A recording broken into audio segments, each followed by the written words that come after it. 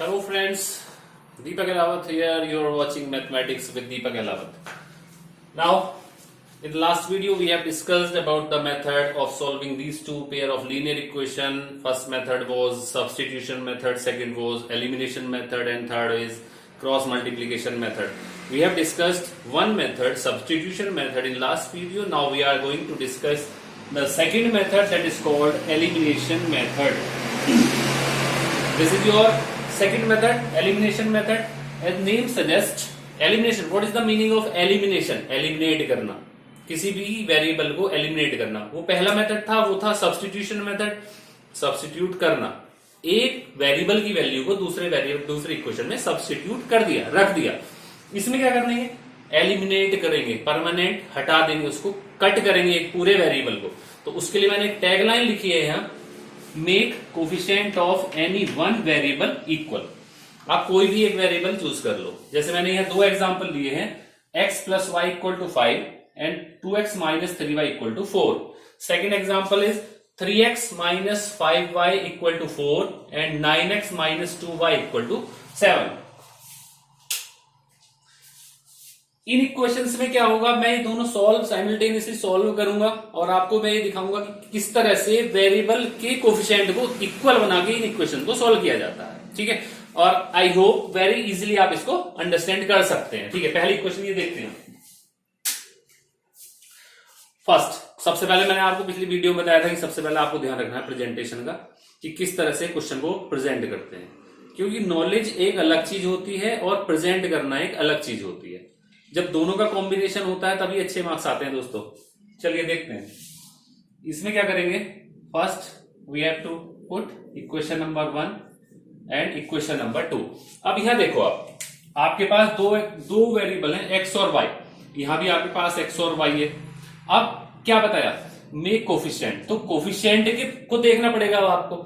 यहां कोफिशिएंट इसका 1, यहां कोफिशिएंट इसका 1, यहां कोफिशिएंट 2, यहां कोफिशिएंट 3.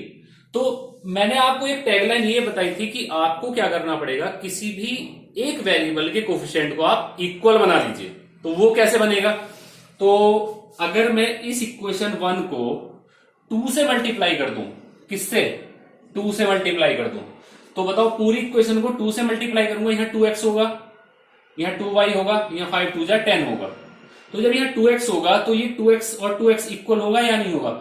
या फिर मैं इसी इक्वेशन को 3 से भी मल्टीप्लाई कर सकता हूं. क्यों कर सकता हूं, क्योंकि y का कोफिशिएंट 3 है तो y का कोफिशिएंट 3 बन जाएगा. इस कंडीशन में जो इक्वेशन बनेगी वो क्या बनेगी, 3x plus 3y equal to 15. तो यह 3y. हमें कोई भी एक वेरिएबल के कोफिशिएंट को इक्वल बनाना है, चाहे वो x हो या y हो, ये आपकी चॉइस है. ठीक है, इन द सेम मैनर आप अगर इसको देखते हुए इक्वेशन को 3x minus 5y equal to 4 and 9x minus 2y equal to 7, इसमें क्या करेंगे. अब यहां देखिए, यहां आपके पास कोफिशिएंट क्या है, x का 3, और यहां पर क्या है, यहां पर है आपके पास 9.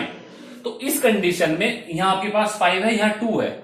तो वैसे तो हम भाई इजी सेलेक्ट करेंगे जो हम इजीली कर सकते हैं. और आप ये देख रहे हो, अगर मैं इस इक्वेशन को 3 से मल्टीप्लाई कर दूं तो ये वाली इक्वेशन क्या बनेगी, 9x minus 15y equal to 12 बनेगा.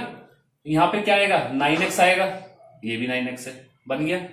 अगर मान लो आपको x पसंद नहीं है आपको y पसंद है, कि आप चाह रहे हो कि नहीं सर ने बता दिया x, तो ठीक है, y का अगर कोफिशिएंट इक्वल करना चाह रहे हो आप, तो करोगे क्या. यहां क्या है 5, यहां क्या है 2. कोई कॉमन वैसा नहीं है कि हाँ इसको इतने से मल्टीप्लाई करो तो 5 कभी नहीं आएगा, 2 को कितने से मल्टीप्लाई कर लो 5 कभी नहीं आएगा. तो क्या करेंगे, इसके कोफिशिएंट से इसको मल्टीप्लाई कर दो, यानी कि इस इक्वेशन को तो 2 से मल्टीप्लाई कर दो और इस इक्वेशन को आप 5 से मल्टीप्लाई कर दो. क्योंकि इससे 2 से करोगे तो यहाँ 10 आएगा, और इसको अगर 5 से करोगे तो यहाँ 10 आएगा. दोनों y के कोफिशिएंट इक्वल होंगे या नहीं होंगे.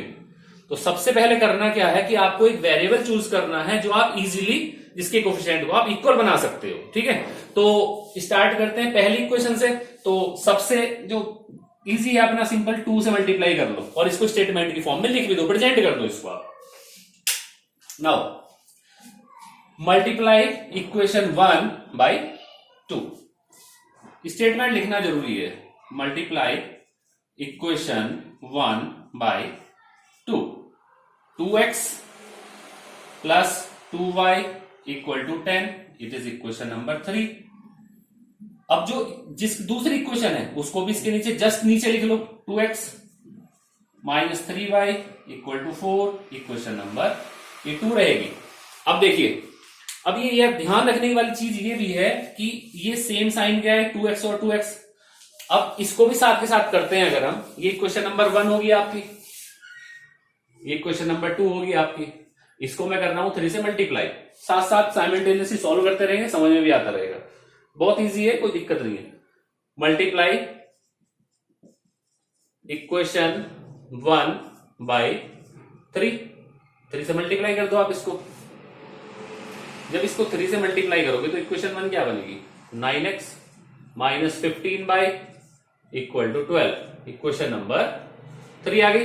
Equation number 2 as it is लिख लो, 9x minus 2y equal to 7, equation number 2। अब जो आपने कोफिशिएंट इक्वल बनाया, x का कोफिशिएंट इक्वल बनाया, और यह है सेम साइन का, प्लस और प्लस, यहां भी प्लस है और यहां भी प्लस है। जब ऐसी कंडीशन आती है तो लिखते हैं सबट्रैक्ट। क्या लिखते हैं, सबट्रैक्ट। सबट्रैक्ट करते हैं तो इसीलिए जो सेम कोफिशिएंट होगा, आपने ये लाइक टर्म पहली एक्सरसाइज में पढ़ा होगा, जब सबट्रैक्ट करते हैं नीचे के साइन क्या हो जाते हैं, चेंज हो जाते हैं। ये चेंज हो गया, यहां माइनस प्लस था माइनस हुआ, ये प्लस, ये माइनस था ये प्लस हुआ, ये प्लस था ये माइनस हुआ। तो इस कंडीशन में क्या होगा, आप देख रहे हो ये प्लस का 2x है और यहां माइनस का 2x है, ये कैंसिल हो जाएगा, यहां क्या बचेगा, देखो ये प्लस, अब ये प्लस, ये कंसीडर नहीं होगा माइनस, क्योंकि आपने सबट्रैक्ट कर दिया और साइन चेंज कर दिया। तो क्या आएगा, 2y और प्लस 3y, क्या आया 5y इक्वल टू 10 माइनस 4, क्योंकि माइनस साइन काउंट करोगे अब आप, it is 6। Now y equal to 6/5। जो कल हमारा आंसर आया था वो सेम आंसर y का आ गया। नेक्स्ट जो प्रोसेस है वो सेम एज इट इज है जो सब्स्टिट्यूशन मेथड में किया था। इसका मतलब ये हुआ कि इस y की वैल्यू को किसी भी इक्वेशन में आप पुट कर दो। तो मैं किस में पुट करने वाला हूं, जो इजीएस्ट इक्वेशन होगी, इक्वेशन नंबर 1 में पुट करने वाला हूं। तो लिखेंगे क्या, put in equation 1 x plus 6/5 equal to 5, x equal to 5 minus 6/5, एक LCM, LCM is 5, 25 minus 6 equal to 19/5, x equal to, और लास्ट का x इक्वल टू, हैंस लगाएंगे यहाँ, हैंस लिखो 19/5 and y equal to 6/5, answer. Okay, now come to this example.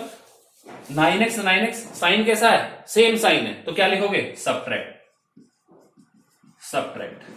ठीक है, now subtract किया, क्या करोगे, साइन चेंज करोगे, minus plus minus, same sign, ये अलग साइन हुआ, कैंसिल आउट, ये माइनस ये प्लस, क्या आया इसका, माइनस का 13y और इक्वल टू 5, y की वैल्यू 5/-13, सिंपल।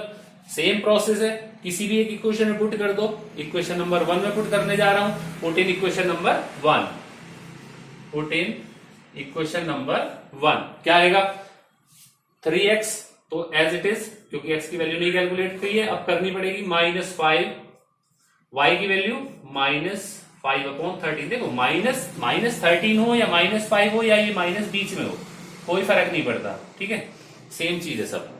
अब देखा गया था, ये माइनस प्लस की फिर गलतियां कर सकते हो आप लोग, यहाँ 4 आएगा इक्वल टू 4, माइनस माइनस जहां भी 2 माइनस करे उनको कैंसिल कर दो, ये प्लस बन जाएगा। ठीक है, अब इसकी वैल्यू जो आएगी वो क्या आएगी, 3x, यह है आपका 3x plus 25/13 equal to 4, 3x equal to 4 minus 25/13, LCM लेंगे, एलसीएम 13 आएगा, 13 4 जा 52 minus 25.